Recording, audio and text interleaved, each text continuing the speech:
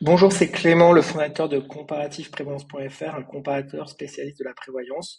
Aujourd'hui, je vais vous parler de la prévoyance pour les dirigeants de SASU, qui est un des cas les plus compliqués. Donc, accrochez-vous bien parce que c'est clairement pas le cas le plus simple.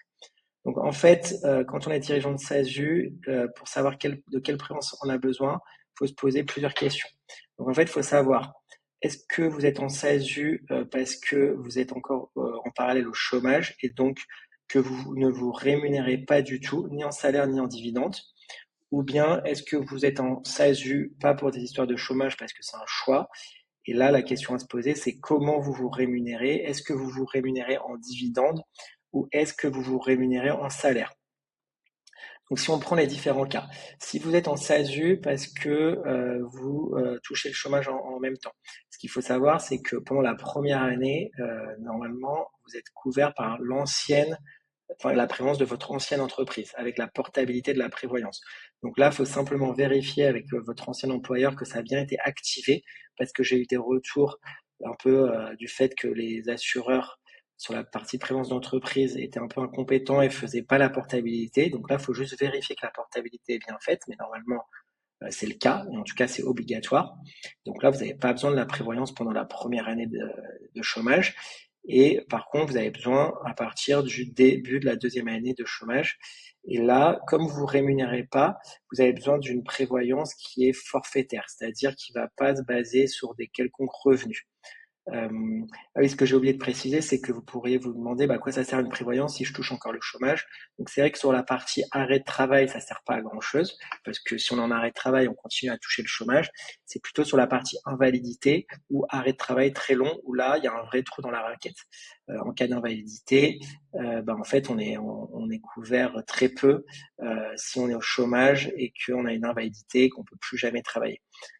Euh, donc, en fait, il faut prendre dans ces cas-là une prévoyance individuelle sans qu'il y ait des conditions de rémunération. Donc, il n'y a pas énormément de contrats sur le marché. Il faut faire extrêmement attention parce qu'il y a énormément de défauts de conseils sur ce sujet précis. Au final, moi, les contrats que je distribue qui fonctionnent, il n'y en a pas beaucoup. Il y a Swiss Life et Odeva. Il n'y en a pas d'autres. Donc, faites vraiment attention si vous êtes dans ce cas-là.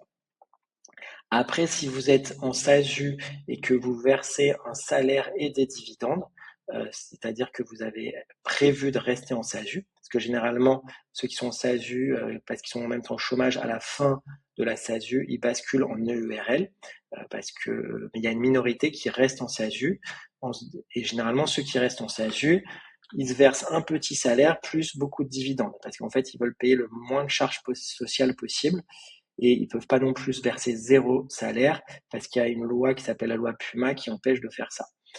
Donc généralement, ces gens-là se payent le minimum de salaire, donc par exemple 800 euros, plus beaucoup de dividendes.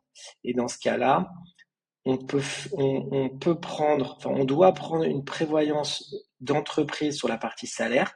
Cette prévoyance, elle va être payée par la société euh, et euh, mais par contre, elle va couvrir à hauteur du salaire versé, donc 800 euros, ce qui peut être un peu faible si on a une invalidité. On ne peut pas mettre plus que le salaire qui est effectivement versé. Par contre, l'avantage, c'est que c'est payé par la société, parce que la prévoyance individuelle, celle pour ceux qui sont au chômage, en fait, elle ne peut pas être payée par la société, elle doit être payée de manière directement de votre poche. Et donc,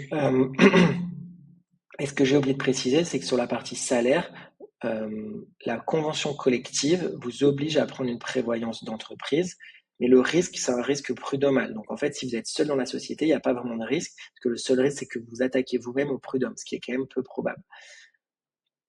Et donc, ceux qui se versent dividendes plus salaire, ils sont obligés généralement de prendre en plus une prévoyance sur les dividendes qui permet de couvrir à hauteur des dividendes versés.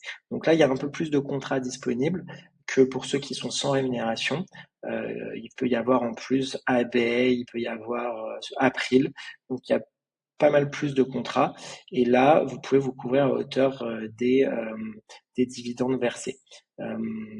Par contre, à nouveau, vous ne pouvez pas passer cette prévoyance-là en charge. Vous devez la payer de votre poche. Donc, si je vous détaille un peu les garanties d'une prévoyance individuelle, donc il y a 3 garanties. La première, c'est le versement d'indemnités en cas d'arrêt de travail. Donc, c'est-à-dire que vous choisissez un montant qui va être soit purement forfaitaire, soit basé sur vos dividendes. Et si vous avez un arrêt de travail, vous allez toucher après le délai de franchise des indemnités pour maintenir votre revenu. Le délai de franchise, c'est le nombre de jours à partir duquel vous êtes couvert en cas d'arrêt de travail. C'est généralement 30 jours en cas de maladie et 3 jours en cas d'accident et d'hospitalisation. Donc ça, c'est la première garantie. Il faut juste faire attention à l'option psy, savoir si vous voulez la prendre. Ça permet d'être couvert sans condition d'hospitalisation en cas d'arrêt de travail lié à un problème psy, donc burn-out, dépression. Voilà pour la première garantie, qui est d'ailleurs très importante si vous êtes en SASU et que vous n'êtes pas au chômage, parce que vous avez droit à absolument rien. Les dirigeants de URL, en cas d'arrêt de travail, ils sont quand même couverts un petit peu par la sécurité sociale des indépendants. Ceux qui se rémunèrent principalement en dividendes, ils ont absolument rien comme protection sociale. La deuxième garantie, c'est le versement d'une rente jusqu'à la retraite en cas d'invalidité. Donc, comment ça fonctionne? En fait, l'assureur va calculer un taux d'invalidité par rapport à un barème croisé, où il va regarder l'impact de l'invalidité par rapport à votre capacité à exercer votre profession, d'une part, et d'autre part, votre vie fonctionnelle. Il fait la combinaison des deux, ça donne un taux. Si le taux est supérieur à 66%, vous allez toucher la rente, le montant de la rente, donc le revenu assuré jusqu'à la retraite. Si vous êtes invalide entre 33 et 66%, vous toucherez une rente partielle. Donc ça, c'est la garantie la plus importante pour un indépendant parce qu'il n'y a rien qui est prévu par la Sécu. La troisième garantie, c'est le capital d'essai. Donc celle-là, elle est peut-être moins importante, mais elle est imposée par les assureurs. On ne peut pas l'enlever. Donc généralement, les gens choisissent 2 fois les revenus annuels assurés. C'est-à-dire que s'ils assurent 3 000 euros, en cas de décès, leur famille va toucher 72 000 euros. Le dernier point important, ça va être la sélection médicale. Il faut savoir que pour la prévoyance individuelle, il faut remplir un questionnaire de santé et quand il y a des antécédents, l'assureur peut refuser l'adhésion ou alors mettre des exclusions ou des surprimes.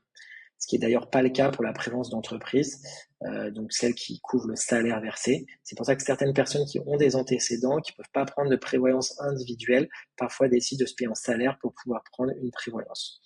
Et si je reviens sur la prévoyance d'entreprise, donc ça, c'est si vous versez, vous payez en salaire, bien là, vous allez devoir prendre une prévoyance d'entreprise avec un minimum qui va dépendre de la convention collective. Donc, par exemple, pour les consultants, c'est Syntec. Il y a aussi la convention des cadres qui impose que le prix de la prévoyance représente à peu près 1,5% du salaire brut. Donc d'ailleurs, une prévoyance d'entreprise, c'est assez facile de calculer le prix, c'est 1,5% du salaire brut. Pour une prévoyance individuelle, ça va osciller entre 60 et 150 euros en fonction de l'âge, du métier et du revenu assuré.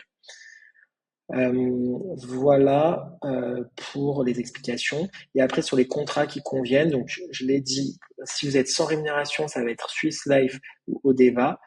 Si c'est avec des dividendes, ça va être Abeille, qui est celui que je vends le plus pour ceux qui sont chez Abeille, qui se rémunèrent en dividendes. Et après, si vous cherchez une prévoyance collective, ça peut être Swiss Life par exemple, ou Malakoff, ou encore Allen. Et un dernier point, c'est si vous êtes en SASU à l'IR, donc il y a quelques personnes qui sont dans ce cas-là. Et bien dans ce cas-là, c'est un peu complexe, donc il faut faire super attention parce que tous les assureurs n'acceptent pas ce cas-là. Donc il faut soit partir sur un contrat forfaitaire où là il n'y a pas de complexité parce que le SASU à l'IR c'est du BNC, c'est ni du salaire ni des dividendes. Donc généralement je recommande plutôt de prendre le contrat forfaitaire, donc Swiss Life ou Odeva pour éviter les complexités inutiles. Voilà pour les explications. Donc nous, on est courtier. En plus d'être comparateur, on est courtier, donc c'est-à-dire qu'on distribue les contrats. Si vous voulez recevoir les devis, il suffit d'aller sur notre site, de comparer, de cliquer sur comparer. Vous allez remplir un formulaire dans lequel vous allez donner pas mal d'infos. À la fin de ce formulaire, vous aurez la possibilité de prendre rendez-vous avec moi pour que je vous explique tout. C'est assez complexe pour les dirigeants de SASU. Et je vous explique tout. Et après, je vais vous envoyer des devis. Si le devis vous convient, vous me dites et on pourra lancer l'adhésion. Sachant qu'en tant que courtier, on est payé par les assureurs, mais globalement, ils payent tout de la même manière, donc pas d'intérêt à vous proposer un contrat plutôt qu'un autre. Et notre rôle, c'est de vous accompagner pour trouver le contrat, mais aussi Si vous avez besoin de faire des changements, c'est avec nous que ça se passe. Donc le cas le plus classique, ça va être le passage de la SASU à l'EURL, par exemple. Il y a des changements administratifs à faire pour rendre le contrat éligible à la loi Madelin dans le cadre du passage en URL. Voilà, donc n'hésitez pas à nous contacter si vous avez besoin de devis et d'un contrat de prévoyance. Et je vous souhaite une très bonne journée.